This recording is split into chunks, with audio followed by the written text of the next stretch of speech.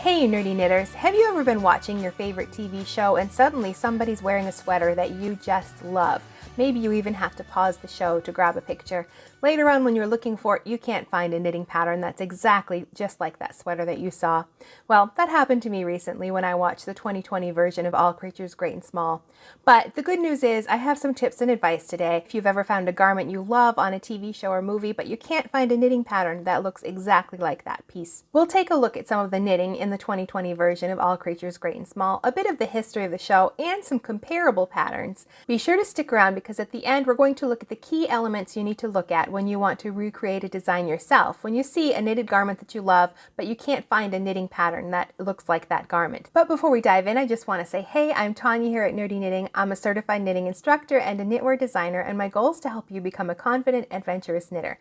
And you're going to need a bit of confidence and an adventurous spirit if you want to recreate a garment that you see on your favorite TV show. Now you'll find timestamp links and links for any of the patterns we mention in the video today, so be sure to grab your favorite drink and your knitting, and let's chat about All Creatures Great and Small.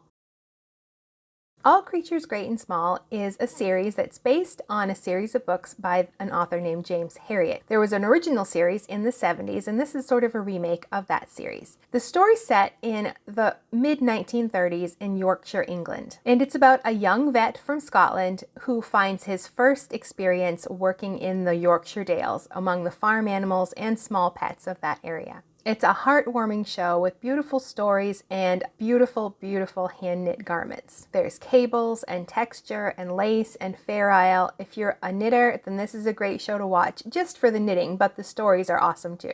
The costume designer for the show is Roz Little, who's also worked on shows like Poldark, The Crimson Field, and The Last Kingdom. You'll find a link to her bio down below. I got in touch with Roz Little because I was interested in learning more about the garments for the show, and she said all of the pieces either came from some local costume houses or they were hand knit specifically for the show. And I also found an article in the Yorkshire Post about her inspiration for the show. And here are some quotes from that article about the knitted garments. One of the characters, Tristan, he wears a natty sleeveless Fair Isle sweater. It was very fashionable at the time, and Tristan is a dandy sitting on a haystack while giving a few words of advice so he doesn't get his hands dirty. And here's that Fair Isle vest. It's a perfect example of something that would have been worn at this time. There's also another fabulous character in the show, Mrs. Hall, the housekeeper. She's a woman on her own. She's a live-in housekeeper in this story, and a cardigan that she wears a lot, it's darned and a bit frayed, because all of her clothes would be sensible and well used and practical garments that she would use every day. Now, for those especially nerdy knitters, here's a bit of historical information about Yorkshire, England and the knitting in the area at the time. The story takes place in the early to mid 1930s, just before the opening stages of World War II. And it's set in the Yorkshire Dales in Yorkshire, England, which is beautiful, beautiful country if you've ever seen pictures of it like this right here.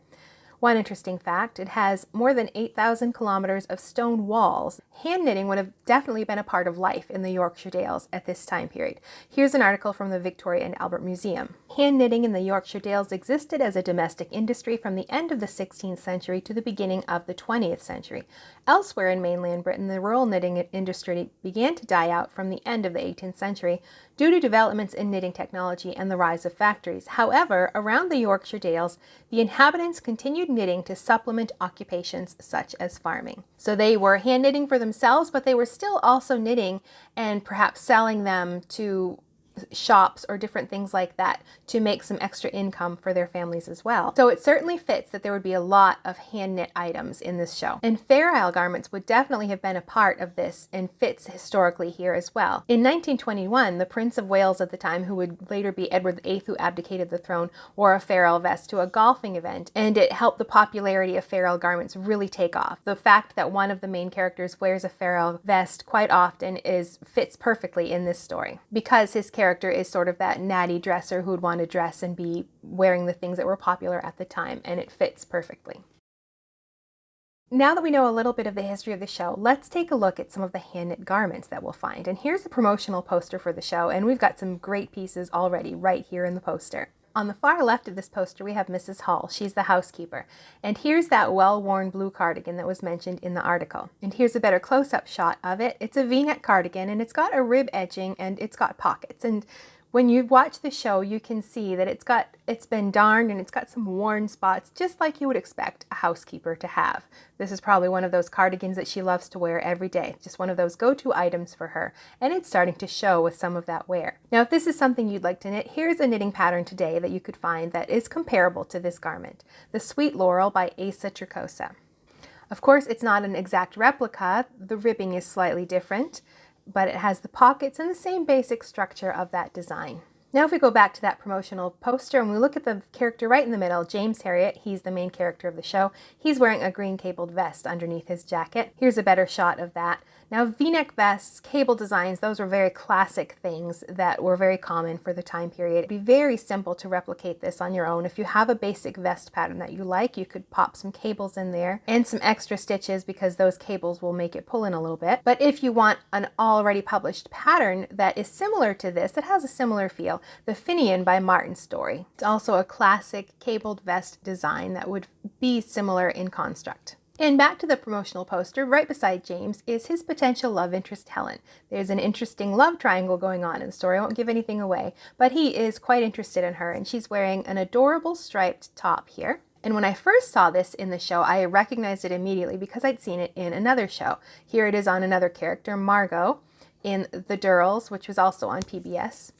It's a textured striped cropped sweater. So I'm guessing since it's been in here twice, this is one of those garments that was from the costume house and not knit specifically for this show. I think this is an adorable top, and I couldn't find an exact copy of anything like this for a knitting pattern. But this Regatta Tee from Interweave sort of has that same vibe with its stripes and its lace across the top. It would be a nice summer type top to wear. And back to that promotional poster once more, our final character off to the right is Tristan in that Fair Isle vest we've already mentioned. You got that cropped length that was popular at the time period, and its classic style with its common Fair Isle motifs. This would be easy to replicate if you're very familiar with stranded color work and you've got a good source for looking for all of those motifs. You could definitely design a vest yourself. But if you want it done for you, this one by Susan Crawford, the Wartime Farm Sleeveless Pullover, it would be a great option because it still has some of those same characteristics that we see in Tristan's vest and those classic Fair Isle patterns. Now those are just the garments from the promotional poster. You'll find lots of other garments in the series. Here's 6 more that I liked. In the very first episode, James is wearing another cabled vest, and this one is quite simple as well. It would be very easy to find a simple vest pattern and pop in those classic cables yourself. But if you want a knitting pattern that's all done for you, the Aran V-Neck tank by Pat Menchini would be a good choice. It has some of that classic Aran cable style look to it, just like the vest that James wears in this first episode. Another really pretty piece is this sweater that Mrs. Hall wears, this green sort of cropped sweater that she wears over her dress. It might just be a column of purl stitches giving it that interesting texture, but it's a really cute style. And if you're looking for something comparable today, this Angelou pattern by Martin Storey has that same sort of cropped feel and that interesting texture. Of course, it's not an exact copy, but gives you that same sort of vibe that Mrs. Hall's green sweater does. Now this is Dorothy wearing a white lace textured pullover. It's really pretty, and they don't give many shots of it, so I couldn't really get good pictures, but I found it a really interesting textured pattern. Something similar might be something like this, the Docklight from Brooklyn Tweed. Sort of that all over textured pullover that sort of has similar feel to the pullover that Dorothy's wearing. Now there weren't just sweaters in this series, we also had some knitted accessories like the tam and Fair Isle mitts that Maggie is wearing in this scene here. Now these stranded colorwork mitts would be simple to recreate. You could just take any standard mitt pattern that you like, and it's just one motif right across the palm and the back of the hand. It looks like a simple Norwegian star motif, so this would be easy to make on your own. And the hat is just a lacy tam, something like the Elourne by Woolly Wormhead would be a good option. And for the mitts, if you didn't want to design something yourself, the Scallafield mitts by Hazel Tindall would be easy to do in 2 colors, and they sort of have a similar look to them as the mitts that Maggie's wearing in that picture. Now the last one I wanted to share is a Fair Isle scarf that James wears in the last few episodes. Now this is a great example of a Fair Isle sampler and would definitely be easy to DIY. If you have a book that has lots of Fair Isle motifs in it, it would be easy to just use different colors and create your own sampler scarf. But if you want a pattern that's done for you, then take a look at the Regatta Tee by Dianna Walla. It's a more modern interpretation and uses fewer colors, but you could certainly play with colors here with this pattern. Now those are just a few of the examples for knitted garments you find in this show. There are plenty more. Now, what if you find a pattern on a show and you really would love to recreate it, but you can't find a knitting pattern that really resembles the garment that you found? There are some things you can do. Now, the substitute patterns I showed for the garments in All Creatures Great and Small, I didn't use any hard and fast rules. I was just looking for things that had sort of a similar feel to them.